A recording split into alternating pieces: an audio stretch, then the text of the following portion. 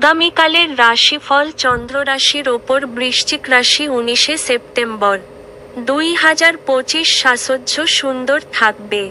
আপনার একটি বন্ধু আপনাকে আজ একটি বড় পরিমাণ ঋণ দিতে বলতে পারে। আপনি তাকে সাহায্য করার ফলে আপনি আর্থিকভাবে পঙ্গু হয়ে যেতে পারেন। আপনার পরিবারের প্রতি সঠিক সময় দিন। তাদেরকে বুঝতে দিন যে আপনি তাদের জন্য পরোয়া করেন। আপনার ভালো সময়ে তাদের সাথে কাটান। অভিযোগ করার কোন সুযোগ দেবেন না।